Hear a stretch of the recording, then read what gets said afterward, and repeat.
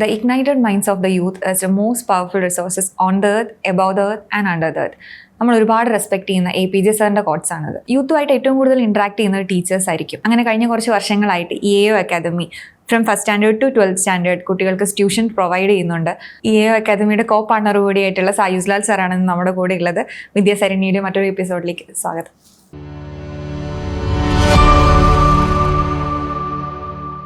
So basically ഒരു software engineer ആയിരുന്നു. അപ്പോൾ ഒരു from a software engineer to a teacher, ആ ഒരു ജേർണി എങ്ങനെയായിരുന്നു? സോഫ്റ്റ്വെയർ എഞ്ചിനീയർ ജോലി ചെയ്യുന്ന സമയത്ത് അതിനോടുള്ള താല്പര്യം അത്ര അധികം ഉണ്ടായിരുന്നില്ല. കമ്പ്യൂട്ടറിന് മുന്നിൽ ഇരുന്നുകൊണ്ട് ഇങ്ങനെ വർക്ക് ചെയ്യുന്നതിനേക്കാൾ ബെറ്റർ സംതിങ് അതിനേക്കാൾ എന്തൊക്കെ ചെയ്യണം തോന്നി. അങ്ങനെയാണ് ആ ജോലി കഴിഞ്ഞ് എന്ത് ചെയ്യാമെന്ന് നിങ്ങൾ ആലോചിച്ചുകൊണ്ടിരിക്കുമ്പോൾ എൻ്റെ ഫാമിലി എന്ന് പറഞ്ഞാൽ ഏകദേശം കൂടുതൽ പേരും ടീച്ചേഴ്സാണ്. എൻ്റെ അച്ഛൻ ഒരു ടീച്ചറാണ്, എൻ്റെ മാമൻ ടീച്ചറാണ്, എൻ്റെ അമ്മയുടെ അച്ഛൻ ടീച്ചറാണ്. അപ്പോൾ ഓൾമോസ്റ്റ് എല്ലാവരും ടീച്ചർ ആയതുകൊണ്ട് തന്നെ എന്നെ കൂടുതൽ അതിലായിരുന്നു പുഷ് ചെയ്തത്. പിന്നെ എനിക്ക് ആ +2 കഴിഞ്ഞ സമയത്ത് എഞ്ചിനീയറിങ് ആഗ്രഹം ഉണ്ടായിരുന്നു. എനിക്ക് കീം എഴുതി ഗവൺമെൻറ് എഞ്ചിനീയറിംഗ് കോളേജ് തൃശ്ശൂർ കിട്ടി. അപ്പോൾ ജോയിൻ ചെയ്തു. അങ്ങനെയാണ് പോയത്. അപ്പം പിന്നെ തിരിച്ച് ഞാൻ റിട്ടേൺ ഈ ടീച്ചിങ് ഫീൽഡിലേക്ക് തന്നെ താല്പര്യം എന്ന് വെച്ചാൽ ഞാൻ ഈ ജോലി കഴിഞ്ഞപ്പോൾ എന്ത് ചെയ്യണമെന്ന് ഇങ്ങനെ ആലോചിച്ചുകൊണ്ടിരിക്കുമ്പോഴാണ് ടീച്ചിങ് കുഴപ്പമില്ലല്ലോ, ആ രീതിയിലേക്കൊന്ന് പോയി നോക്കാമല്ലോ എന്നുള്ള രീതിയിൽ സ്റ്റാർട്ട് ചെയ്തത്. ആദ്യം അതൊരു ചെറിയ ക്ലാസ്സുകളായിരുന്നു. 8ാം ക്ലാസ്, 9ാം ക്ലാസ്, 10ാം ക്ലാസ്. ഇപ്പോൾ CBSE സ്റ്റേറ്റ് സിലബസിൽ മാത്സ് എടുത്തുകൊണ്ടിരുന്നു. പിന്നെ അപ്പോൾ അതൊക്കെ എനിക്ക് ഏറ്റവും ഇൻട്രസ്റ്റ് ഉള്ള സബ്ജക്റ്റ് ഫിസിക്സ് ആയിരുന്നു. പിന്നെ +1 +2ലേക്ക് വന്നപ്പോൾ അത് ഫിസിക്സ് ആയി. അപ്പോൾ പിന്നെ ഫിസിക്സും മാത്സും രണ്ടും എനിക്ക് കവർ ചെയ്യാൻ പറ്റും. പിന്നെ പതുക്കെ എൻട്രൻസ് ആയി. അങ്ങനെയുള്ളൊരു രീതിയിലേക്കായിരുന്നു എൻ്റെ ഒരു ജേണി. പിന്നെ എൻട്രൻസ് തന്നെ കീം, നീറ്റ്, എൻ്റെ ക്രാഷും റിപ്പീറ്റ് ബാച്ചും അങ്ങനെ രീതിയിലേക്കായി. അവിടുന്ന് പിന്നെ EAOയിലേക്ക് എങ്ങനെയാണ് എത്തിയത്? അതായത് എൻ്റെ ഒരു ഫ്രണ്ട് ഒരു ഇൻസ്റ്റിറ്റ്യൂഷൻ സ്റ്റാർട്ട് ചെയ്യണം എന്നുള്ളൊരു ആഗ്രഹം ഉണ്ടായിരുന്നു. അപ്പോൾ അദ്ദേഹം പറഞ്ഞതനുസരിച്ച് നമ്മളൊരു ഇൻസ്റ്റിറ്റ്യൂഷൻ സ്റ്റാർട്ടായി. അങ്ങനെയാണ് XBEL നമ്മൾ തുടങ്ങുന്നത്. അപ്പോൾ XBEL കുറച്ച് കഴിഞ്ഞപ്പോൾ അദ്ദേഹത്തിന് മുന്നോട്ട് പോകാൻ പറ്റിയില്ല. അപ്പം പിന്നെ ഞങ്ങൾ എന്ത് ചെയ്തെന്ന് വെച്ചാൽ എൻ്റെ ഒരു ഫ്രണ്ടിലെ സജിത്തും കൂടി ചേർന്നിട്ട് അത് ഏറ്റെടുക്കുകയായിരുന്നു. അങ്ങനെ XBEL എന്നുള്ള പേരിൽ നിന്നും കുറച്ചും കൂടി ഒരു ഡെവലപ്മെൻറ്റ് വേണം എന്നുള്ള ഒരു തോന്നലിൽ നിന്ന് XBEL പേര് മാറ്റി EAO അക്കാദമി, അതായത് EAO എഡ്യൂക്കേറ്റ്, അഗ്രിഗേറ്റ്, ഓർഗനൈസ്. അതെന്ന് പറയുന്നത് ഡോക്ടർ അംബേദ്കറിൻ്റെ കോഡ്സ് ആണ്. അത് ഷോർട്ടാക്കി ഞങ്ങൾ EAO എന്നുള്ള രീതിയിൽ ഒരു അക്കാദമി പേര്, ആ രീതിയിലാണ് ഈ XBEL നിന്നും EAOയിലേക്ക് എത്തിയത്. ഇപ്പം മെയിനായിട്ട് കോൺസെൻട്രേറ്റ് ചെയ്യുന്നത് ബോർഡ് എക്സാംസിൻ്റെ, അതായത് 10th +2 ട്യൂഷൻസ് ആണ് മെയിനായിട്ട് കോൺസെൻട്രേറ്റ് ചെയ്യുന്നത്. അതെ, ഈ അക്കാദമി ഇപ്പം നമ്മൾ ഇപ്പോൾ നോക്കുന്നത് മെയിൻലി 10th-ൻ്റെയും CBSE ആൻഡ് സ്റ്റേറ്റ് രണ്ടിൻ്റെയും ബോർഡ് എക്സാമിനേഷൻ ആണ് നമ്മൾ 10th 12th ഇപ്പം നോക്കുന്നത്. അപ്പോൾ അതൊരു എൻട്രൻസ് രീതിയിലേക്ക് എൻട്രൻസ് ക്ലാസ്സുകൾ സ്റ്റാർട്ട് ചെയ്യാന്നുള്ളൊരു പ്ലാനിങ് ഉണ്ട്. അത് ഫ്യൂച്ചറിലൊരു പ്ലാനിങ് ആണ്. ഇപ്പോഴത്തെ അവസ്ഥയിൽ നമ്മൾ നോക്കുന്നത് കൂടുതൽ ഫോക്കസ് ചെയ്യുന്നത് 10th 11th 12th ബോർഡ് എക്സാമിനേഷനും കാര്യങ്ങളാണ് നമ്മൾ കോൺസെൻട്രേറ്റ് ചെയ്യുന്നത്. പിന്നെ അതുപോലെ തന്നെ NIOS, പിന്നെ ബാക്കിയുള്ള ചെറിയ ക്ലാസ്സുകളിലുള്ള ഫൗണ്ടേഷൻ, മാത്സിനും ഫിസിക്സിനുള്ള ഫൗണ്ടേഷൻ, സയൻസിൻ്റെയൊക്കെ ഫൗണ്ടേഷൻ കൊടുക്കുക, അതുപോലത്തെ കാര്യങ്ങളാണ് ഇപ്പോൾ നമ്മൾ ഫോക്കസ് ചെയ്യുന്നത്. ഇപ്പോൾ ബോർഡ് എക്സാംസ് ഒക്കെ അടുത്തുകൊണ്ടിരിക്കുക. അപ്പം സ്റ്റുഡൻസ് ഒക്കെ ഓൾറെഡി പ്രഷറിലായിരിക്കും. അപ്പം ഓൾറെഡി സ്കൂളിൽ നിന്ന് അവർക്ക് പ്രഷർ ഉണ്ടാവും, അതേപോലെ ട്യൂഷൻ സെൻറ്റേഴ്സിലും വരുമ്പം എല്ലായിടത്തും അവർ ഈ എക്സാം തന്നെയാണല്ലോ കേട്ടുകൊണ്ടിരിക്കുന്നത്. അപ്പോൾ ആ പ്രഷർ എങ്ങനെ സ്റ്റുഡൻസിന് ഈസി ആയിട്ട് ഹാൻഡിൽ ചെയ്യാൻ പറ്റുന്ന സാറിന് തോന്നുന്നത്? അതായത് ഞാൻ ഫസ്റ്റ് ഓഫ് ഓൾ ആദ്യം ഒരു കുട്ടി വന്നു കഴിഞ്ഞാൽ കുട്ടിയെ അറിയാമെന്നുള്ളതാണ്. എസ്പെഷ്യലി 10th ആകുമ്പോൾ പല കുട്ടികൾക്കും പല കഴിവുകളാണ് ഉണ്ടാവുക. ചില കുട്ടികൾക്ക് മാത്സ്, സയൻസ് നല്ല ഇഷ്ടമുണ്ടാവും, ചില കുട്ടികൾക്ക് സോഷ്യലായിരിക്കും താല്പര്യം, ചില കുട്ടികൾക്ക് ലാംഗ്വേജ് ആയിരിക്കും താല്പര്യം ഉണ്ടാവുക. അപ്പോൾ എല്ലാം ഒന്നിച്ച് വരുമ്പം എസ്പെഷ്യലി 10th സ്റ്റാൻഡേർഡ് സ്റ്റുഡൻസ് കൂടുതലായിട്ടും ചില താല്പര്യം കുറവായിരിക്കും. ഇപ്പോൾ മാത്സ് ഒക്കെ ആണെങ്കിൽ ചില കുട്ടികൾക്ക് എന്ന് പറഞ്ഞാൽ ഒരുപാട് പഠിക്കുന്നതാവും, പക്ഷേ മാർക്ക് ഉണ്ടാവില്ല. അപ്പോൾ നമ്മൾ ആദ്യം ഫോക്കസ് ചെയ്യുന്നത് ഒരു കുട്ടി വന്നു കഴിഞ്ഞാൽ കുട്ടിയുടെ ലേണിംഗ് ഔട്ട്കം ചെക്ക് ചെയ്യുക എന്നുള്ളതാണ് ഓരോ സബ്ജക്റ്റിലും. ചില കുട്ടികൾക്ക് താല്പര്യം ഉണ്ടാവില്ല, ചില കുട്ടികൾക്ക് ഞാൻ പറഞ്ഞല്ലോ നന്നായി പഠിക്കുന്ന കുട്ടികളായിരിക്കും, നന്നായി ഹാർഡ് വർക്ക് ചെയ്യാൻ താല്പര്യമുള്ള കുട്ടികളായിരിക്കും, പക്ഷേ മാർക്ക് ഉണ്ടാവില്ല. അപ്പോൾ അവരെ നമ്മൾ ആദ്യം എന്ത് വെച്ചാൽ ബേസിക്സ് ചെക്ക് ചെയ്യും. എസ്പെഷ്യലി മാത്തമാറ്റിക്സിൻ്റെ കേസിൽ ചില കുട്ടികൾക്ക് നമ്മൾ 10th എത്തി എന്ന് പറഞ്ഞിട്ട് എന്താ മൾട്ടിപ്ലിക്കേഷനും ഡിവിഷനും ഇതൊക്കെ പ്രോബ്ലംസ് ആയിരിക്കും. അപ്പോൾ അതൊക്കെ നമ്മൾ ആദ്യം സ്റ്റാർട്ട് ചെയ്യുന്നത് തൊട്ടേ എന്ന് വെച്ചാൽ നമ്മൾ 10th ഇവിടെ വന്ന തൊട്ടേ നമ്മൾ ആദ്യം ചെക്ക് ചെയ്ത് അതൊക്കെ ഓക്കെ ആക്കിയിട്ടായിരിക്കും നമ്മൾ ഇതിലേക്ക് എത്തിക്കുന്നത്. അപ്പോൾ അത് കുട്ടി കുറച്ചും കൂടിയും എളുപ്പമാവാറുണ്ട്. ദാറ്റ് മീൻസ് കുട്ടികളെ അറിയാമെന്നുള്ളതാണ് ആദ്യത്തെ പ്രോസസ്സ് എന്ന് പറയുന്നത്. അത് കുട്ടിക്ക് എങ്ങനെ, അപ്പോൾ ഓരോ കുട്ടിയെയും ഹാൻഡിൽ ചെയ്യുന്നത് മറ്റു കുട്ടികളെ പോലെ ആയിരിക്കത്തില്ല. അവരുടെ ഫാമിലി സിറ്റുവേഷൻസും അവർ വളർന്ന ചുറ്റുപാടുകളും എല്ലാം ഡിഫറെൻ്റ് ആയിരിക്കും. അപ്പോൾ അതൊക്കെ മനസ്സിലാക്കിയിട്ട് വേണം നമുക്ക് ഓരോ കുട്ടീനെ ഹാൻഡിൽ ചെയ്യാൻ.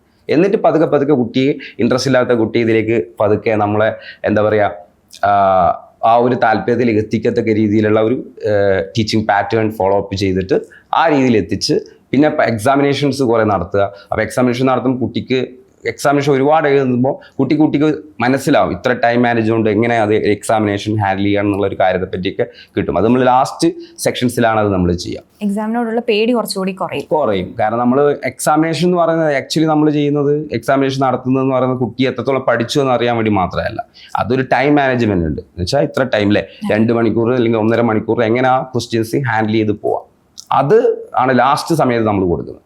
ഫസ്റ്റ് വന്നു കഴിഞ്ഞാൽ നമ്മൾ ചെയ്യുന്നത് കുട്ടിയെ അറിയുക എന്നുള്ളതാണ്.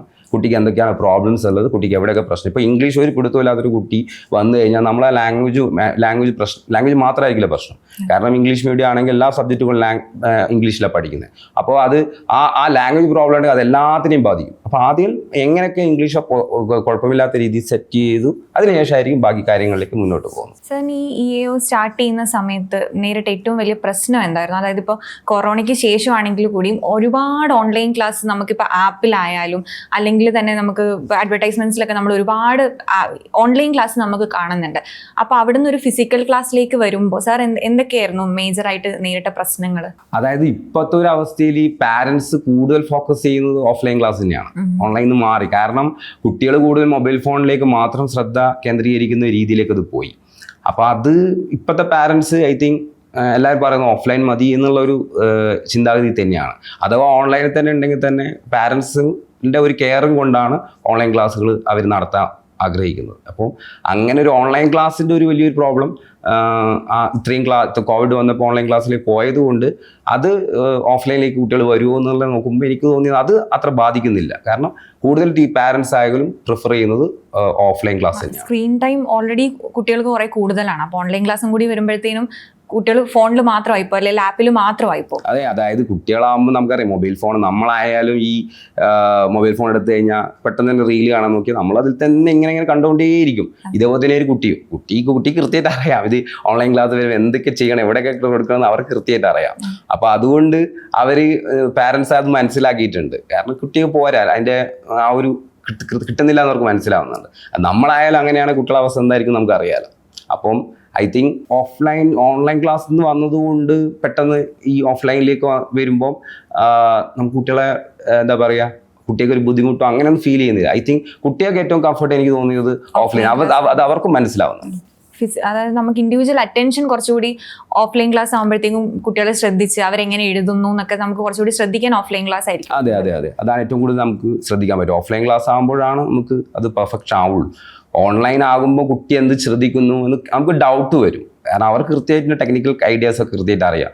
കുട്ടികൾക്ക് ആർക്കും അത്ര അധികം ക്ലാസ്സിനോട് 90% കുട്ടികൾക്കും ക്ലാസ്സിൽ ഇരിക്കുന്നതിന് താല്പര്യം ഉണ്ടാവില്ല. വേറെ എന്തെങ്കിലും ശ്രദ്ധ കേന്ദ്രീകരിക്കാൻ താല്പര്യം. മൊബൈൽ ഫോൺ കിട്ടിയാൽ എന്തായാലും ഫേസ്ബുക്കോ അല്ലെങ്കിൽ ഇൻസ്റ്റാഗ്രാമോ അങ്ങനെയുള്ള കാര്യങ്ങളിലേക്ക് ഫോക്കസ് ചെയ്യത്തുള്ളൂ. പൊതുവെ ഇപ്പോൾ നമ്മളൊക്കെ ചെയ്യുന്നത് എന്താണെന്ന് വെച്ചാൽ പഠിക്കാനിരിക്കുമ്പോൾ ആദ്യം ഇൻസ്റ്റാഗ്രാം അങ്ങ് ഡിലീറ്റ് ചെയ്യും, എന്നിട്ട് യൂട്യൂബിൽ ഇരുന്ന് ഷോർട്സ് കണ്ടുകൊണ്ടിരിക്കും. അതായത് ഓൺലൈൻ ക്ലാസ്സിൽ ഇരിക്കുമ്പോഴുള്ള പ്രശ്നം എന്ന് വെച്ചാൽ കോൺസെൻട്രേഷൻ കുറച്ചുകൂടി കുറവായിരിക്കും തോന്നുന്നു. സോഷ്യൽ മീഡിയയിലോട്ടുള്ള ഓൾറെഡി ഇപ്പൊ ഇത്രയും ഇൻഫ്ലുവൻസ് ഉണ്ടല്ലോ സോഷ്യൽ മീഡിയയിൽ. അപ്പൊ ഇതില് ക്ലാസ്സും കൂടി ഇതിലേക്ക് ആകുമ്പോഴത്തേനും കുറച്ചുകൂടി അത്രയും പഴയ പോലെ അത്രയും കോൺസെൻട്രേറ്റ് ചെയ്യാൻ പറ്റുന്നില്ല എന്ന് തോന്നുന്നു ഓൺലൈൻ ക്ലാസ് ആകുമ്പോഴത്തേക്കും. ഇല്ല, അതിലേക്ക് കോൺസെൻട്രേഷൻ നമ്മളായാലും പോകുന്നുണ്ടല്ലോ, കുട്ടികളെ കാര്യം പറയേണ്ട ആവശ്യമില്ല. അപ്പൊ EAO മെയിൻ ആയിട്ട് കോൺസെൻട്രേറ്റ് ചെയ്യുന്നത് ഓഫ്ലൈൻ ക്ലാസ്സസ് കൊടുക്കും. EAO അക്കാദമി കൂടെ കോൺസെൻട്രേറ്റ് ഓഫ്ലൈൻ ക്ലാസ് ആണ്. പിന്നെ പാരന്റ്സ് ചില ആൾക്കാർ പറയും, കുറച്ച് ദൂരെയുള്ളവരൊക്കെ പറയും ഓൺലൈൻ മതി, ബിക്കോസ് അവരെ കെയറിങ് ഉണ്ടാവും. അപ്പോൾ അവർ അതിനെ പറയും. അങ്ങനെ ക്ലയൻസ് വന്നു കഴിഞ്ഞാൽ നമുക്ക് അതിനുള്ള ഓൺലൈനിൽ ടീച്ചേഴ്സ് ഉണ്ട്, അവരെ അറേഞ്ച് ചെയ്ത് കൊടുക്കുക ചെയ്യാം. സാർ ഇപ്പം മെയിനായിട്ട് ഫിസിക്സിലാണ് കുട്ടികൾ ക്ലാസ് എടുക്കുന്നത്. അപ്പോൾ ഈ ലേണിംഗ് കപ്പാസിറ്റി കുട്ടികളുടെ എങ്ങനെയാണ്? അതായത് പൊതുവെ ഇപ്പോൾ പറയാതെ ജെൻസീസ് കുറച്ചുകൂടി കോൺസെൻട്രേഷൻ കുറവാണ്, ഇതേപോലെ ഇവർ സോഷ്യൽ ത്രെട്ടാണെന്നൊക്കെ പറഞ്ഞു വരുന്ന കമൻസും ഇതൊക്കെ നമ്മൾ സോഷ്യൽ മീഡിയയിൽ ഇഷ്ടംപോലെ കാണുന്നുണ്ട്. അപ്പോൾ ശരിക്കും എങ്ങനെയാണ് ഇപ്പോൾ കുട്ടികൾ ഹാൻഡിൽ ചെയ്യാൻ എളുപ്പമാണോ അതോ പണ്ടത്തെ പോലെ ബുദ്ധിമുട്ടാണോ? ഏത് കാറ്റഗറി? ഇപ്പോൾ സാർ ഇത്രയും കുട്ടികളുമായിട്ട് ഇൻറ്റിമേറ്റ് ആവുന്ന ആളായതുകൊണ്ട് സാറിന് മനസ്സിലാവുമല്ലോ കുട്ടികൾ എങ്ങനെയാണെന്ന്. എനിക്ക് തോന്നിയിട്ടുള്ളതെന്ന് വെച്ചാൽ ഇപ്പോഴത്തെ കുട്ടികളൊരു പ്രത്യേകത എന്താണെന്ന് വെച്ചാൽ, നമ്മളൊക്കെ പഠിക്കുന്ന കാലത്ത് +1 +2 മെയിൻലി ഞാൻ ഫോക്കസ് ചെയ്യുന്ന ഞാൻ ഓൾ കേരള ലെവൽ പല സ്കൂളിലും പല എൻട്രൻസ് കോച്ചിങ് ഇൻസ്റ്റിറ്റ്യൂഷനിലും എടുത്തപ്പോൾ എനിക്ക് മനസ്സിലായ ഒരു കാര്യം എന്ന് വെച്ചാൽ, കുട്ടിക്ക് ഏറ്റവും സിമ്പിളായിട്ട് എന്താണോ കിട്ടുന്നത് അത് മതി. അതായത് ഡെപ്തിലേക്ക് എന്തെങ്കിലും കാര്യങ്ങൾ മനസ്സിലാക്കാനുള്ള ഒരു താല്പര്യം അവർക്ക് കുറച്ചുകൂടി കുറവാണ്. അവർക്ക് ഇത് മതിയാ, ഓക്കെ സാർ അത് മതി, ആ സ്റ്റേറ്റ്മെൻറ്റ് ഉണ്ടെങ്കിൽ അത് മതി. ഇനിയിപ്പോൾ ഒരു ഡെറിവേഷൻ നമ്മളൊരു 10 സ്റ്റെപ്പ് ഉണ്ടെങ്കിൽ അത് ഡീറ്റെയിൽഡാണ്. അതായത് ഓരോ സ്റ്റെപ്പും കൃത്യമായിട്ട് പറയുന്ന സ്റ്റെപ്പ് അവർക്ക് താല്പര്യമില്ല. ഒരു 4 സ്റ്റെപ്പ് ഉണ്ടെങ്കിൽ അതിൽ ഡീറ്റെയിലിംഗ് ഒന്നും ഉണ്ടാവില്ല, അപ്പം ലോജിക്കലി മനസ്സിലാക്കി എടുക്കാനും ഉണ്ടാവില്ല. എന്നാൽ അവർക്ക് അത് 4 സ്റ്റെപ്പ് ഉണ്ടെങ്കിൽ അത് മതി. ഏറ്റവും ഈസി ആയിട്ടുള്ള കാര്യങ്ങൾ മാത്രം അത് മനസ്സിലാക്കി പോവുക എന്നുള്ളതാണ്. അല്ലാതെ അതിനെപ്പറ്റി കൂടുതലായിട്ട് ഡെപ്തിൽ വർക്ക്ഔട്ട് ചെയ്യാനോ പറ്റുന്നില്ല. പിന്നെ ഏറ്റവും വലിയ പ്രശ്നം ഞാൻ കണ്ടിട്ടുള്ളത്, അവർക്ക് എങ്ങനെയാണ് ഒരു ചെറിയ സമയം കൊണ്ട് കൂടുതൽ പഠിച്ചെടുക്കാനുള്ള ഒരു താല്പര്യം, അല്ലെങ്കിൽ എങ്ങനെ അത് എടുക്കണം എന്നുള്ള കാര്യത്തെ പറ്റിയൊക്കെ ഒരു കുറവ് കാണുന്നുണ്ട്. കാരണം നമുക്കറിയാം +2 കുട്ടികൾ എന്ന് പറഞ്ഞാൽ 12 വർഷം എഡ്യൂക്കേഷണൽ എക്സ്പീരിയൻസ് ഉള്ള കുട്ടികളാണ്. എന്ന് വെച്ചാൽ 12 വർഷം സ്കൂളിൽ പോയി ഇത്രയും പരീക്ഷകൾ എഴുതി അറ്റൻഡ് ചെയ്ത കുട്ടികളാണ്. അപ്പോൾ പിറ്റേ ദിവസമാണ് പരീക്ഷയെങ്കിൽ എങ്ങനെ അതിനെ ഹാൻഡിൽ ചെയ്യണം എന്നുള്ളത് കുറവാണ്. അപ്പം നമ്മളൊക്കെ ആണെങ്കിൽ 10th +2 ആകുമ്പോൾ എന്ത് ചെയ്യണം, എങ്ങനെ പഠിക്കണം, കുറഞ്ഞ സമയം കൊണ്ടാണെങ്കിൽ എന്തെങ്കിലും റിവൈസ് ചെയ്യണം എന്നുള്ളൊരു ഐഡിയ ഉണ്ട്. അത് ഇന്നത്തെ കുട്ടിയെ കുറച്ചുകൂടി കുറവാണ്. അഥവാ നമ്മളൊരു കെയർ ഇല്ലെങ്കിൽ, നമ്മളൊന്ന് കെയർ മാറ്റുന്നുണ്ടെങ്കിൽ കുട്ടികൾ സംസാരിച്ചിരിക്കും. അവർക്ക് ഒരു ഇതിനോടൊരു എന്താ പറയുക, പഠിക്കണം, ഞങ്ങളങ്ങനെ പഠിക്കേണ്ടത് അത്യാവശ്യമാണ് എന്നുള്ളൊരു ബോധം, ഇച്ചിരി ഒരു കുറവ് എനിക്ക് ഫീൽ ചെയ്തു. സഫർ ചെയ്യാനുള്ള പവർ കുറവായിട്ട് തോന്നിയിട്ടുണ്ട്. കാരണം എന്താ വെച്ചാൽ നമ്മളിപ്പം റീസെൻ്റ് ആയിട്ട് നമ്മൾ കേൾക്കുന്ന ന്യൂസുകളൊക്കെ ഇതുമായിട്ട് റിലേറ്റഡ് ആയിട്ടുള്ള, അതാണ് ചെറിയൊരു കാര്യത്തിൽ ഇപ്പോൾ എക്സാംസിൻ്റെ ടെൻഷൻ കൊണ്ട് സൂയിസൈഡ് ചെയ്യുന്നു. റീസെൻ്റ്ലി ഞാൻ കേട്ടൊരു ന്യൂസ് എന്ന് വെച്ചാൽ പ്രൊജക്റ്റ് എന്തോ സബ്മിറ്റ് ചെയ്യാനുണ്ട് എന്നുള്ള രീതിയിൽ സ്കൂളിൽ പോയി സൂയിസൈഡ് ചെയ്യുന്നു. അതുമാത്രമല്ല, പിന്നെ ചെറിയൊരു കുട്ടികൾ നമ്മളും വഴക്ക് കൂടിയിട്ടുണ്ട്. അപ്പോൾ കുട്ടികൾ തമ്മിൽ വഴക്ക് കൂടുമ്പോഴത്തേക്ക് അതൊരു കൊലപാതകത്തിലേക്ക് എത്തുന്നു. അപ്പോൾ ഇങ്ങനെയുള്ള രീതിയിൽ പെട്ടെന്ന് റിയാക്ട് ചെയ്യുന്നതായിട്ട് തോന്നിയിട്ടുണ്ടോ കുട്ടികൾ? അത് തോന്നിയിട്ടുണ്ട്. കുറച്ചും കൂടിയും പെട്ടെന്ന് ദേഷ്യം പിടിക്കും, പെട്ടെന്ന് അത് അത്ര തന്നെ താഴുകയും ചെയ്യും. അങ്ങനെ ഒരു നാച്ചർ ഇന്നത്തെ കുട്ടിയൊക്കെയുണ്ട്. അതായത് എസ്പെഷ്യലി അതിൻ്റെ ഒരു പ്രശ്നം എന്ന് വെച്ചാൽ എനിക്ക് തോന്നുന്നു നമ്മുടെ എഡ്യൂക്കേഷനിൽ ടെക്നോളജി വൈസായ കാര്യങ്ങൾ, അതായത് കുട്ടികൾ കുറച്ചും കൂടിയും അപ്ഡേറ്റഡ് ആണ്. കാരണം നമ്മളൊക്കെ കാലത്ത് നമ്മൾ +2 കഴിയുമ്പോഴൊക്കെ മൊബൈൽ ഫോണൊക്കെ നമ്മൾ കാണുന്നത്. പക്ഷേ ഇന്നത്തെ കുട്ടികൾ ഒരു 5 വയസ്സ് 6 വയസ്സ് മുതൽ തന്നെ മൊബൈൽ ഫോൺ യൂസ് ചെയ്ത് ശീലിക്കുന്നുണ്ട്.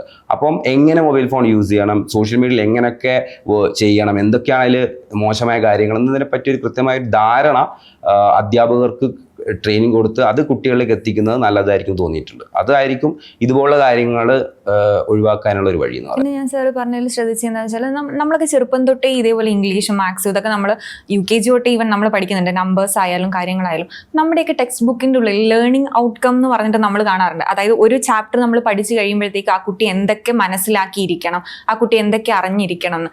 പക്ഷേ ഇത് ഒരു എക്സാം ലെവലിലേക്ക് എത്തുമ്പം, അതായത് എക്സാമിന് വേണ്ടി മാത്രം കുട്ടികളെ ഫോക്കസ് ചെയ്യുന്നതായിട്ട് തോന്നുന്നുണ്ട്. അതായത് കുട്ടികൾക്ക് ഇതിൻ്റെയൊക്കെ ബേസ് ഇല്ലാണ്ടായി പോകുന്ന ഒരു സിറ്റുവേഷൻ എന്ന് പറഞ്ഞാൽ, ഇപ്പം നമ്മൾ പ്രാക്ടിക്കലി വരുവാണെങ്കിൽ നമ്മളൊരു ജോബിലേക്ക് പോകുമ്പോൾ ഇതൊക്കെ നമ്മൾ പഠിച്ചതായിരിക്കും, ഇതൊക്കെ നമ്മൾ ടെക്സ്റ്റ് ബുക്കിലും ബുക്ക് വഴി നമ്മൾ പഠിച്ചതായിരിക്കും. പക്ഷേ അതിൻ്റെ ഒരു പ്രാക്ടിക്കൽ നോളജ് കുട്ടികൾക്ക് കുറവായിട്ട് എപ്പോഴെങ്കിലും ഫീൽ ചെയ്തിട്ടുണ്ടോ? തീർച്ചയായിട്ടും ഫീൽ ചെയ്തിട്ടുണ്ട്. നമ്മളിപ്പോൾ ഒരു 1ാം ക്ലാസ് കിട്ടേണ്ടത് 2ാം ക്ലാസ് കിട്ടാത്ത ലേണിംഗ് ഔട്ട്കം എന്ന് വെച്ചാൽ 2ാം ക്ലാസ്സിലെ കുട്ടി എന്താ അറിഞ്ഞിരിക്കണം, 3ാം ക്ലാസ്സിലേക്ക് എത്തുമ്പോൾ എന്താ അറിഞ്ഞിരിക്കണം. നമ്മൾ നോക്കുമ്പോൾ 9ാം ക്ലാസ്സിലും 8ാം ക്ലാസ് എത്തിയിട്ട് പോലും 2ാം ക്ലാസ്സിലും 3ാം ക്ലാസ്സിലും ഒരു കുട്ടിക്ക് കിട്ടേണ്ട ഔട്ട്പുട്ട് കിട്ടാത്ത കുട്ടികളെ നമ്മൾ കണ്ടിട്ടുണ്ട്. അതൊരു വല്ലാത്തൊരു അവസ്ഥയാണ്. അത് കുട്ടിക്ക് മനസ്സിലാവുന്നില്ല, അത് കുട്ടിക്ക് അത് തിരിച്ചറിയുന്നില്ല, അത് എത്രത്തോളം പ്രശ്നങ്ങളുണ്ട്, അതിനി നമ്മൾ എത്രത്തോളം നന്നാക്കണം എന്നുള്ളത് കുട്ടിക്ക് മനസ്സിലാവുന്നില്ല, അല്ലെങ്കിൽ കുട്ടി അത് തിരിച്ചറിയുന്നില്ല എന്നുള്ളതാണ് ഏറ്റവും വലിയൊരു വിഷമമായിട്ട് പോരായ്മയായിട്ട് എനിക്ക് തോന്നിയിട്ടുള്ളത്. കാരണം നമ്മൾ 8ാം ക്ലാസ് 9ാം ക്ലാസ് എത്തുമ്പോൾ ചില കുട്ടിക്ക് മൾട്ടിപ്ലിക്കേഷൻ ടേബിൾ അറിയത്തില്ല, ഡിവിഷൻ അറിയത്തില്ല. അപ്പോൾ ഇത് കുട്ടി 9ാം ക്ലാസ് വരെ എത്തുമ്പോൾ 4ാം ക്ലാസ് 5ാം ക്ലാസ്സിൻ്റെ എത്ര ഐഡിയ ഉള്ളൂ. അപ്പോൾ ആ കുട്ടീനെ ആദ്യം അത് ഫോക്കസ് ചെയ്തിട്ട് വേണം നമ്മൾ ഇങ്ങോട്ടേക്ക് ശ്രദ്ധിക്കുക. അപ്പോൾ എനിക്ക് തോന്നുന്നു അതേപോലത്തെ ഒരു ഈസി മെത്തേഡ് കൊടുക്കുമ്പോൾ കുട്ടിക്ക് കിട്ടേണ്ട ഔട്ട്കം കിട്ടുന്നില്ല. അതിൻ്റെ പ്രശ്നം വരുന്നത് വലിയ ക്ലാസ്സുകൾ എത്തുമ്പോൾ, എസ്പെഷ്യലി 10th എത്തുമ്പോഴൊക്കെ കുട്ടികൾ ട്യൂഷന് വരിക. അപ്പോഴായിരിക്കും നമ്മൾ നോക്കുമ്പോൾ, കുട്ടി നോക്കുമ്പോൾ ഇതൊന്നും ഐഡിയ ഉണ്ടാവില്ല. അപ്പം നമ്മൾ ആ ചാപ്റ്റേഴ്സ് പോർഷൻസ് എടുത്തിട്ട് കാര്യമില്ല. അതെടുത്തിട്ട് എന്താ കാര്യം? നമുക്ക് ഇതറിയാത്ത കുട്ടിയെ നമുക്ക് എങ്ങനെ അതിലേക്ക് എത്തിക്കാൻ പറ്റും, എസ്പെഷ്യലി കണക്കിൻ്റെ കാര്യം. അപ്പോൾ അതൊരു വലിയൊരു ഇഷ്യൂ തന്നെയാണ്. ഈ മെയിനായിട്ട് അതായത് ഇപ്പോൾ 10th ബോർഡ് എക്സാംസ് എഴുതിക്കൊണ്ടിരിക്കുകയാണ് സ്റ്റുഡൻസ് ഒക്കെ. അപ്പോൾ ഈ 10th +2 നമ്മൾ എപ്പോഴും, അതായത് വീട്ടിൽ നിന്നായാലും നമ്മുടെ സൊസൈറ്റിയിലായാലും പൊതുവേ കുട്ടികൾക്ക് ഒരു പ്രഷർ കിട്ടുന്നുണ്ട്. അതായത് 10ാം ക്ലാസ് ആണ്, ഓക്കെ ഫുൾ A+ വേണം, മറ്റേ ഫ്ലെക്സ് അടിക്കണം. അത് +2 ഇതാണ് വഴിത്തിരിവ് എന്ന് പറഞ്ഞിട്ട് നമ്മുടെ ഒരു വേണ്ടാത്തൊരു പ്രഷർ കുട്ടികളിലേക്ക് ഇൻജെക്ട് ചെയ്യുന്നതായിട്ട് തോന്നിയിട്ടുണ്ടോ? അത് എനിക്ക് തോന്നിയത് നമ്മൾ പഠിക്കുന്ന കാലത്തൊട്ടേ ഉള്ളൊരു കാര്യമാണ്. ഇങ്ങനെ മാർക്ക് വേണം, അങ്ങനെയായാലും ശരിയാവുള്ളൂ, ഇങ്ങനെയായാലേ ശരിയാവത്തുള്ളൂ എന്ന് പറയുന്ന ഒരു പ്രഷർ ഉണ്ട് കുട്ടികളുടെ ഇടയിൽ നമ്മൾ കൊടുക്കുന്നുണ്ട്. സാർ സംസാരിച്ചതിൽ എനിക്ക് പ്ലസ് പോയിന്റ് ആയിട്ട് തോന്നിയൊരു കാര്യം എന്താണെന്ന് വെച്ചാൽ, അതായത് ഇപ്പോൾ നമ്മൾ 10th സാർ ഇപ്പം ഫ്രം ഫസ്റ്റ് സ്റ്റാൻഡേർഡ് തൊട്ട് ട്യൂഷൻ കൊടുക്കുന്നുണ്ട്. അപ്പോൾ സാറിന് അറിയാം ഒരു കുട്ടി ഏത് സബ്ജക്റ്റിലാണ് മെയിനായിട്ട് ആ കുട്ടിക്ക് താല്പര്യം, അല്ലെങ്കിൽ ഏതിലാണ് നന്നായിട്ട് പെർഫോം ചെയ്യാൻ പറ്റണേന്ന്. അപ്പം ഈ ഒരു പെർട്ടിക്കുലർ സബ്ജക്റ്റിൽ നന്നായിട്ട് പെർഫോം ചെയ്യുന്ന കുട്ടീനെ ഒക്കെ 10th കഴിഞ്ഞ് +1 ഈ സബ്ജക്റ്റ് എടുക്കാൻ നന്നായിരിക്കും എന്നുള്ളൊരു ഒരു മെന്റർഷിപ്പ് കൂടി EAO കുട്ടികൾക്ക് ലഭിക്കുന്നുണ്ട്. തീർച്ചയായിട്ടും കൊടുക്കുന്നുണ്ട്. ഇപ്പോൾ ഒരു കുട്ടിയെ മാത്തമാറ്റിക്സിന് 80-ൽ 75 മാർക്ക് വാങ്ങി, ഒരു കുട്ടി 80 10 മാർക്ക് വാങ്ങി. നമ്മളെ കുട്ടിയെ നല്ല കുട്ടി ചീത്ത കുട്ടി നമ്മൾ ക്ലാസിഫൈ ചെയ്യാറില്ല. ഒരിക്കലും അങ്ങനെ ചെയ്യാൻ പാടില്ല. 80-ൽ 75 മാർക്ക് വാങ്ങി കുട്ടി എന്ന് പറഞ്ഞാൽ എന്താ അർത്ഥം? ആ കുട്ടി ലോകത്തിലെ ഏറ്റവും വലിയ ടോപ്പ് എന്ന് പറയാൻ പറ്റത്തില്ല. നമ്മളാ കുട്ടിയോട് പറഞ്ഞു കൊടുക്കേണ്ടത് 80-75 മാർക്കുണ്ട്, നീ കണക്കിൽ നല്ല ശ്രദ്ധയുണ്ട്, നിനക്ക് കണക്കിൽ മുന്നോട്ട് പോകാം, നിന്റെ മേഖല കണക്കിലേക്ക് വരാൻ സാധ്യതയുണ്ട്. 84 മാർക്ക് കുട്ടി ഒരിക്കലും നന്നാവില്ല, നീ മോശമാണ് എന്നല്ല പറയേണ്ടത്. 84 മാർക്ക് വാങ്ങി മീൻസ് നിനക്ക് ഈ സബ്ജക്റ്റിനോട് താല്പര്യമില്ല, നിനക്ക് ഈ മേഖലയല്ല, നിന്റെ മേഖല ഇതല്ല. അതാണ് നമ്മളൊരു പരീക്ഷയ്ക്ക് മാർക്ക് വാങ്ങുമ്പോൾ ഒരു കുട്ടി സ്കോർ ചെയ്യുന്നതനുസരിച്ച് കുട്ടിയെ ചീത്ത, മോശക്കുട്ടി, നല്ല കുട്ടി എന്ന് ഒരിക്കലും പറയാൻ പാടില്ല. അങ്ങനെ നമുക്ക് ഒരിക്കലും വിലയിരുത്താൻ പറ്റത്തില്ല. അതാണ് നമ്മൾ മെയിൻ ചെയ്യാറുള്ളത്. പക്ഷേ മാർക്ക് വാങ്ങി കുട്ടി മോശമാകുമ്പോൾ പഠിക്കണം, കാരണം 10ാം ക്ലാസ് മാർക്ക് വേണം, അങ്ങനെ മാത്രമേ +1 അഡ്മിഷൻ കിട്ടത്തുള്ളൂ. അപ്പോൾ അതിന് വേണ്ടിയിട്ടുള്ള കാര്യങ്ങൾ ഗൈഡ് ലൈൻസ് ആയി കുട്ടി കൊടുക്കുക. ഇനി 80-75 മാർക്ക് വാങ്ങി കുട്ടിയാണെങ്കിൽ നമ്മൾ കൂടുതലായിട്ടും അഡ്വാൻസ് ലെവലിലുള്ള പ്രോബ്ലംസും മറ്റും കൊടുത്ത് ആ കുട്ടിക്ക് അതിനേക്കാൾ ലെവലിൽ എങ്ങനെ ക്വസ്റ്റ്യൻ പേപ്പർ എത്ര ബുദ്ധിമുട്ട് വന്നാലും 90% സ്കോർ ചെയ്യാൻ മെയിൻറ്റെയിൻ ചെയ്യാൻ പറ്റുന്ന രീതിയിലും ഹയർ ലെവലിലേക്ക് അത് കൂടുതലായിട്ട് ഹെൽപ്പ് ചെയ്യുന്ന രീതിയിലായിരിക്കും നമ്മൾ കൊടുക്കുന്നത്. അങ്ങനെയാണ് നമ്മൾ കുട്ടികളെ നമ്മൾ ശ്രദ്ധിക്കേണ്ടത്. അല്ലാതെ ഒരു കുട്ടിക്ക് മാത്സിന് മോശമാണ്, ഈ മോശമാണെന്ന് ഒരിക്കലും പറയാൻ പാടില്ല. അതൊരു ശരിയായ രീതിയിലാണ്. ചിലപ്പോൾ 84 മാർക്ക് കുട്ടി ഇംഗ്ലീഷിൽ നല്ല കഴിവുണ്ടാവും, അപ്പോൾ ലിറ്ററേച്ചർ ആയിരിക്കും ആ കുട്ടിയുടെ മേഖല എന്ന് പറയുന്ന സ്ഥലത്താണ് ആസ് എ ടീച്ചർ എന്ന രീതിയിൽ നമ്മുടെ ഒരു വിജയം ഞാൻ കണക്കാക്കുന്നത്. പ്രസന്റ്ലി ഇപ്പോൾ ഫോക്കസ് ചെയ്യുന്നത്, അതായത് മെയിനായിട്ട് ഫോക്കസ് ചെയ്യുന്നത് 10th +2 ട്യൂഷൻ, അതുകൂടാതെ ബാക്കിയുള്ള ക്ലാസ്സുകൾ, അതായത് 1 to 10. അതായത് നമ്മൾ NIOS എന്ന് പറഞ്ഞ സംഭവമുണ്ട്, അപ്പോൾ അതും കൂടി ഫോക്കസ് ചെയ്യുന്നുണ്ട്. പിന്നെ ട്യൂഷൻ തന്നെ മെയിൻലി നമ്മൾ അതാണ് മെയിൻലി ഫോക്കസ് ചെയ്ത്. എൻട്രൻസ് എക്സാമിലോട്ട്, അതായത് ഇപ്പം നമ്മുടെ ഞാൻ ആക്ച്വലി പുറത്ത് എൻട്രൻസ് എടുക്കാറുണ്ട്. അപ്പം എൻട്രൻസും കൂടി നമുക്ക് പ്രിപ്പയർ ചെയ്ത് എടുക്കണമെന്നുണ്ട്. അത് തുടങ്ങിയിട്ടില്ല. അതിൻ്റെ കാര്യങ്ങൾ നെക്സ്റ്റ് അക്കാദമിക്കിൽ അതും കൂടി സ്റ്റാർട്ട് ചെയ്യാവുന്ന ഒരു പ്ലാനിങ് ഉണ്ട്. ഒരു ക്രാഷ് നമ്മൾ മാർച്ച് ഏപ്രിൽ സ്റ്റാർട്ട് ചെയ്തിട്ട് അത് തുടങ്ങണമെന്നുണ്ട്. അത് നെക്സ്റ്റ് അക്കാദമിക്കിലാണ് നമ്മൾ തുടങ്ങാൻ ഉദ്ദേശിക്കുന്നത്. ഇത്രയും സ്റ്റുഡൻസിനെ നമ്മൾ മാനേജ് ചെയ്യണമെങ്കിൽ അത്രയും എഫിഷ്യൻ്റ് ആയിട്ടുള്ള ടീച്ചേഴ്സ് വേണം. അപ്പോൾ ഒരു ടീച്ചേഴ്സിനെ നമ്മൾ അക്വയർ ചെയ്യുമ്പോഴത്തേനും എന്തൊക്കെ ക്വാളിറ്റീസ് ആണ്, അല്ലെങ്കിൽ എന്തൊക്കെയാണ് നമ്മൾ ക്രൈറ്റീരിയാസ് വെക്കുന്നത്? നമുക്കറിയാം, ടീച്ചിങ്ങിന് ഇപ്പം നമ്മുടെ ഇന്ത്യയിൽ ഒരു ടീച്ചർ ആവാനുള്ള ക്വാളിഫിക്കേഷൻ എന്ന് പറയുന്നത് B.Ed ഉണ്ടാവണം. പിന്നെ UP സെക്ഷൻ ആണെങ്കിൽ D.Ed ആണ് വേണ്ടത്. അപ്പം ഞാൻ 2020 ടീച്ചർ ട്രെയിനിങ് ചെയ്തപ്പോൾ എനിക്ക് മനസ്സിലായ കാര്യം, കൂടുതൽ പേരും ഒരു പാഷനായിട്ടുകൊണ്ടൊന്നല്ല ഈ ടീച്ചിങ് ഫീൽഡിലേക്ക് വരുന്നത്. കൂടുതൽ പേരും ചിന്തിക്കുന്നത് ഒരു ജോലി കിട്ടണം, അതിന് കുറേ ഓപ്പർച്യൂണിറ്റി. ചിലപ്പോൾ ഒരു ഗവൺമെൻറ് സർവീസ് പരീക്ഷ, PSC പരീക്ഷ എക്സാമിനേഷൻ വരുന്നുണ്ടെങ്കിൽ അതിന് വേണ്ടിയിട്ട് പെട്ടെന്ന് കോഴ്സ് എടുക്കുന്നു. അല്ലാതെ ഇതിനോട് താല്പര്യത്തോടെ എനിക്കത്ര തോന്നിയിട്ടില്ല. അപ്പം ഞാൻ നോക്കുന്നത് ആക്ച്വലി ഒരു ആൾ വന്നാൽ അതിനുള്ള ക്വാളിഫിക്കേഷൻ, നോളജ് ആദ്യം ഉണ്ടോ എന്നുള്ളതാണ്. ഫസ്റ്റ് ഓഫ് ഓൾ ആ സബ്ജക്റ്റുമായി ബന്ധപ്പെട്ട് കിടക്കുന്ന നോളജ് അവർക്കുണ്ടോ എന്നുള്ളതാണ് നമ്മൾ ആദ്യം നോക്കുന്നത്. അത് ചെക്ക് ചെയ്തതിനു ശേഷം നമ്മൾ നേരെ കുട്ടികളുടെ അടുത്തേക്കാണ് വിടുക. ഈ കുട്ടികൾ എന്ത് പറയുന്നു, കുട്ടികൾ കറക്റ്റായിട്ട് നമുക്ക് പറയാറുണ്ട്, സാർ അത് ആ സാറ് പോരാ, ആ സാറ് നല്ലതാണ്, ആ സാർ ഇന്നേ എടുക്കുന്നു എന്ന് കുട്ടികൾ കൃത്യമായി ജഡ്ജ് ചെയ്യും. അപ്പം നമ്മൾ നോക്കുന്നത് കുട്ടികൾക്കാണ് ആ ക്ലാസ്സിൻ്റെ ആവശ്യം. അപ്പം നമ്മൾ ഫസ്റ്റ് ഓഫ് ഓൾ അവരുടെ നോളജ് ചെക്ക് ചെയ്ത ശേഷം നമ്മൾ പറയും, ഇങ്ങനെയൊക്കെയാണ് നമ്മൾ ഫോളോ ചെയ്യുന്ന ടീച്ചിങ് രീതികൾ ഇങ്ങനെയൊക്കെയാണ്. അതിൽ നിങ്ങൾക്ക് ചിലപ്പോൾ വ്യത്യസ്തമായിട്ട് എന്തെങ്കിലുമൊക്കെ നിങ്ങൾക്ക് ചെയ്യാൻ പറ്റുന്നുണ്ടെങ്കിൽ അങ്ങനെയൊക്കെ ചെയ്യുക. എന്നിട്ട് അവർക്കൊരു ഡെമോ ക്ലാസ് നമ്മൾ അറേഞ്ച് ചെയ്യാം. അങ്ങനെ ഡെമോ ക്ലാസ് അറേഞ്ച് ചെയ്ത് നമ്മൾ കുട്ടികളുടെ റെസ്പോൺസ് നോക്കും. അപ്പോൾ കുട്ടികൾ പറയുകയാണ്, നമുക്ക് സാർ ഓക്കെയാണ്, എനിക്ക് മനസ്സിലാവുന്നുണ്ട്. അത് കോമ്പറ്റീഷനുമാണ്. കാരണം ടീച്ചേഴ്സ് വരുമ്പോൾ എത്രത്തോളം നല്ല രീതിയിൽ പറയാൻ പറ്റുന്ന ടീച്ചേഴ്സ് വന്നു കഴിഞ്ഞാൽ അപ്പോൾ പുതിയൊരാൾ വന്നാൽ ആക്ച്വലി നമുക്ക് വേണ്ടത് കുട്ടികളുടെ റെസ്പോൺസ് നല്ലതായിരിക്കണം. കുട്ടികൾക്ക് നല്ല രീതിയിൽ മനസ്സിലാക്കി കൊടുക്കാൻ കഴിവുള്ള ഒരു അധ്യാപിക അല്ലെങ്കിൽ അധ്യാപകനായിരിക്കണം എന്നുള്ളത് നമുക്ക് ഇമ്പോർട്ടൻ്റ് ആണ്. സോ നമ്മൾ നോളജും ക്വാളിഫിക്കേഷനും മാത്രമല്ല ഇമ്പോർട്ടൻസ് കൊടുക്കുന്നത്, പ്രധാനമായിട്ടും ഡെമോ ക്ലാസ്സിൽ കുട്ടികൾ എത്രത്തോളം കുട്ടികളുടെ റെസ്പോൺസ് വരുന്നുണ്ട് എന്നതിനനുസരിച്ചായിരിക്കും കൂടുതൽ ക്ലാസ്സുകൾ അവർക്ക് അറേഞ്ച് ചെയ്ത് കൊടുക്കുന്നത്. സാർ ഇപ്പോൾ B.Tech കഴിഞ്ഞിട്ട് ഒരു സോഫ്റ്റ്വെയർ ഫീൽഡിൽ വർക്ക് ചെയ്യുന്ന ആളായിരുന്നു. അപ്പം അതിൽ നിന്നാണ് പിന്നെ ടീച്ചിങ്, അതായത് ഒരു റെഗുലർ ഇൻകം ഏൺ ചെയ്തുകൊണ്ടിരിക്കുന്ന ആൾ പെട്ടെന്ന് ഇങ്ങനെ ഒരു ഫീൽഡിലോട്ട് മാറുന്നു. അപ്പോൾ ഫാമിലിയുടെ ഒക്കെ റെസ്പോൺസ് എങ്ങനെയായിരുന്നു? ഫാമിലി ആദ്യം വിചാരിച്ചത് ഞാൻ B.Tech കഴിഞ്ഞ് ജോലി കിട്ടി, ഓക്കെ എല്ലാം സെറ്റാണ്, ആ രീതിയിലേക്ക് പോയതാണ്. അപ്പം ഞാൻ പെട്ടെന്ന് വന്നപ്പോൾ അവർ ചിന്തിച്ചത് കുറച്ചും കൂടി വലിയ ഗവൺമെൻറ് പരീക്ഷകളൊക്കെ പ്രിപ്പയർ ചെയ്യുന്ന രീതിയൊക്കെ ആയിരിക്കും എന്നാണ് അവർ ചിന്തിച്ചത്. പിന്നെയാണ് അവർക്ക് മനസ്സിലായത് ഇങ്ങനെയൊന്നല്ല.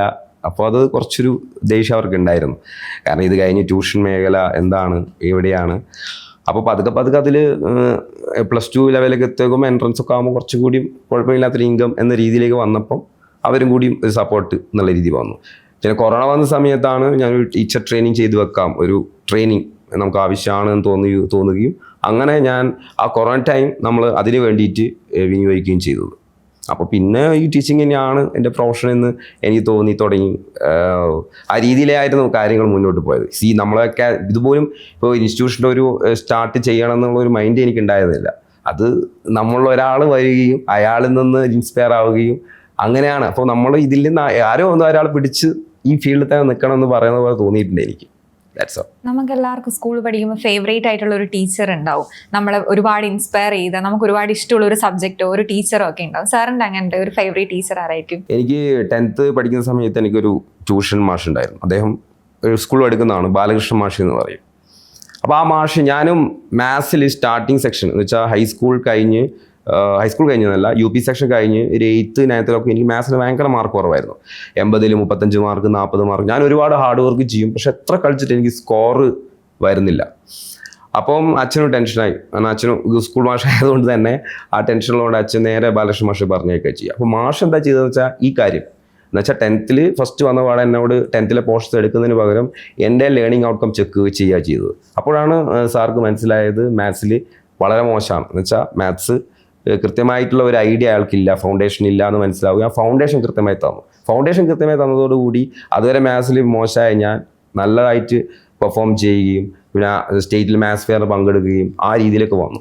അപ്പോഴാണ് എനിക്ക് മനസ്സിലായത്, ഐ തിങ്ക് അത് ആ ഒരു സാറിൻ്റെ ഒരു ഇൻസ്പിറേഷൻ, ആ ക്ലാസ്സിൻ്റെ ഇൻസ്പിറേഷൻ തന്നെയാണ് മാത്തമാറ്റിക്സിൻ്റെ കേസിൽ ഞാൻ ഇവിടെയുള്ള ടീച്ചേഴ്സിനോടും ഞാൻ പറഞ്ഞിരിക്കുന്നത്. ഫസ്റ്റ് ഓഫ് ഓൾ നമ്മൾ കുട്ടി വരുമ്പോൾ നമ്മൾ ഫസ്റ്റ് ചെക്ക് ചെയ്യേണ്ടത് കുട്ടിയുടെ ഫൗണ്ടേഷൻ ആയിരിക്കണം. അത് ഓക്കെ ആണെങ്കിൽ മാത്രം അടുത്തിലേക്ക് പോകുക. അല്ല നമ്മൾ ഫസ്റ്റ് തന്നെ എടുക്കാൻ നിന്ന് കഴിഞ്ഞാൽ കുട്ടിക്ക് ബുദ്ധിമുട്ടാവും, നമ്മൾ ഒരുപാട് പഠിപ്പിക്കും, ഒന്നും നടക്കത്തില്ല. അപ്പോൾ ബാലകൃഷ്ണ മാഷ് അന്ന് ചെയ്തിരിക്കുന്ന ആ ഒരു പാറ്റേൺ ആണ് ഞാൻ ഫോളോ അപ്പ് ചെയ്യുന്നത് മാത്സിൽ. അതെ. ഇന്ന് പൊതുവെ നമ്മൾ ഫീൽഡിൽ കണ്ടുവരുന്ന ഒരു പ്രശ്നം എന്താണെന്ന് വെച്ചാൽ എല്ലാവരുടെ കയ്യിലും സർട്ടിഫിക്കറ്റ്സ് ഉണ്ട്. അതായത് ഇപ്പോൾ 10th കഴിഞ്ഞതായാലും +2 കഴിഞ്ഞതായാലും ഡിഗ്രി ആയാലും അതിന് പുറമേയുള്ള ബാക്കി ചെറിയ ചെറിയ കോഴ്സുകളായാലും എല്ലാവരുടെ കയ്യിലും സർട്ടിഫിക്കേഷൻസ് ഉണ്ട്, എല്ലാവരും പാസ്സാവുന്നുണ്ട് എക്സാംസ്. പക്ഷേ ഈ കുട്ടികൾക്കൊരു ബേസ് ഇല്ല എന്ന് തോന്നിയിട്ടുണ്ടോ? അതായത് നമ്മളൊരു പ്രാക്ടിക്കലിലേക്ക് വരുമ്പോൾ, അതായത് ഒരു പ്രാക്ടീസിലേക്ക് വരുമ്പോൾ നമ്മൾ ഈ ബുക്ക്, അതായത് നമ്മൾ പൊതുവെ പറയാറുണ്ട് ഇന്ത്യൻ സിസ്റ്റം ഭയങ്കര ബുക്കിഷാന്ന് പറയാറുണ്ട്, പ്രാക്ടിക്കൽ നോളജ് നമ്മുടെ സ്കൂളുകളിൽ കുറവാണ് കൊടുക്കുന്നതെന്ന് പറയാറുണ്ട്. അപ്പോൾ ഈ ഒരു പ്രശ്നം സാറിന് എപ്പോഴെങ്കിലും തോന്നിയിട്ടുണ്ടോ, ഒരു ഓവർ ക്വാളിഫിക്കേഷൻ ഉണ്ട് എന്നുള്ളത്? തീർച്ചയായിട്ടും അതിൻ്റെ പ്രശ്നമുണ്ട്. അതിന് ഏറ്റവും വലിയ എക്സാമ്പിൾ ഞാൻ എൻ്റെ കുട്ടിക്കാലത്ത് ചിന്തിച്ചിട്ടുണ്ട്. അതായത് പൈസയാണല്ലോ എല്ലാവർക്കും പ്രശ്നം, കറൻസി ആണല്ലോ. അപ്പം ഞാൻ ചിന്തിച്ചിട്ട് എല്ലാവരും കറൻസി പ്രിൻറ്റ് ചെയ്ത് ചെറിയവരാ ചിന്തിച്ച ഒരു കാര്യമാണ്, കറൻസി എല്ലാവരുടെ കയ്യിലും പ്രിൻറ്റ് ചെയ്ത് കൊടുത്തു കഴിഞ്ഞാൽ നല്ലതായിരിക്കില്ലേ എന്ന്. കാരണം എല്ലാവരുടെ കയ്യിലും കാശുണ്ടല്ലോ, അപ്പോൾ എല്ലാവർക്കും എല്ലാ സാധനം വാങ്ങാലോ എന്ന് ഞാൻ ചിന്തിച്ചിട്ടുണ്ട്. ഇതേ പ്രശ്നം തന്നെയാണ് നമ്മളിപ്പോൾ നേരിട്ടുകൊണ്ടിരിക്കുന്നത്. അങ്ങനെ വന്നാൽ എന്താ പ്രശ്നം? ഇപ്പോൾ ഒരു 100 രൂപ ഒരുപാട് പേരെ കയ്യിലുണ്ട്. അപ്പോൾ എന്താ പ്രശ്നം? ഈ 100 രൂപയ്ക്ക് ഒരു മൂല്യമുണ്ട് അല്ലേ? ആ 100 രൂപയുടെ ഒരു മൂല്യമാണ് ശരിക്കും നമ്മൾ ആ 100 രൂപ കൊടുത്തൊരു സാധനം വാങ്ങുമ്പോൾ നമുക്ക് കിട്ടുന്നത്. അപ്പോൾ അതെല്ലാവരുടെ കയ്യിലേക്കും സിമ്പിളായി വരികയാണെങ്കിൽ പിന്നെ ഈ വാല്യൂനില്ല, ഇത് ജസ്റ്റ് ഒരു കടലാസ് കഷ്ണം മാത്രമാണ്. ഈ ഒരു പ്രശ്നം തന്നെ നമ്മുടെ എഡ്യൂക്കേഷൻ സിസ്റ്റത്തിന് വന്നുകൊണ്ടിരിക്കുന്നുണ്ട്. അതായത് എല്ലാവർക്കും മാർക്കുണ്ട്, കുട്ടിക്ക് കുട്ടിയുടെ ലേണിംഗ് ഔട്ട്കം മനസ്സിലാവുന്നില്ല. ഞാൻ പറഞ്ഞില്ല, ഇപ്പോൾ എൻ്റെ ഇവിടെ ചില കുട്ടികൾക്ക് അക്ഷരങ്ങൾ എഴുതാൻ അറിയത്തില്ല. അപ്പോൾ ആ കുട്ടിക്ക് നമ്മൾ പറഞ്ഞു കൊടുക്കും, കുട്ടിക്ക് മനസ്സിലാവുന്നില്ല. കുട്ടി എന്താ ചിന്തിക്കുന്നത്, ഞാൻ 9ാം ക്ലാസ് വരെ എത്തി, 8ാം ക്ലാസ് എല്ലാവരെ പോലെ എത്തുന്നുണ്ട്, അവന് 10ാം ക്ലാസ് പാസ്സാവും, +2 കഴിയും, എങ്ങനെയൊക്കെ പോകും, പക്ഷേ ഡിഗ്രി ലെവലിലേക്കും പോകും. പക്ഷെ നമ്മൾ ജോലിയിലെത്തുമ്പോഴാണ് പ്രശ്നം വരുന്നത്. ഇതാണ് നമ്മുടെ നാട്ടിൽ നേരിടുന്ന പ്രധാന പ്രശ്നം. ഇന്നിപ്പോൾ ഒരു കുട്ടിക്ക് എന്താഗ്രഹിച്ചു കഴിഞ്ഞാൽ ആ കോഴ്സ് കഴിയാൻ സാധിക്കും. അതായത് ടീച്ചർ സാധിക്കണമെങ്കിൽ B.Ed എടുത്താൽ മതി, എഞ്ചിനീയറിംഗ് ആണ് B.Tech എടുത്താൽ മതി, അങ്ങനെ എന്തും ഇന്ന് സാധ്യത, അത്രയും കോളേജുകൾ ഇന്ന് അവൈലബിൾ ആണ്. അതിൻ്റെ ഒരു പ്രശ്നം എന്താണെന്ന് വെച്ചാൽ കുട്ടിക്ക് ആ പ്രൊഫഷൻ ചെയ്തിട്ട് അതിൽ നല്ലൊരു വരുമാനമുള്ളൊരു ജോലി കിട്ടാനുള്ള ബുദ്ധിമുട്ടാണ് നമ്മളിപ്പോൾ നേരിട്ടുകൊണ്ടിരിക്കുന്നത്.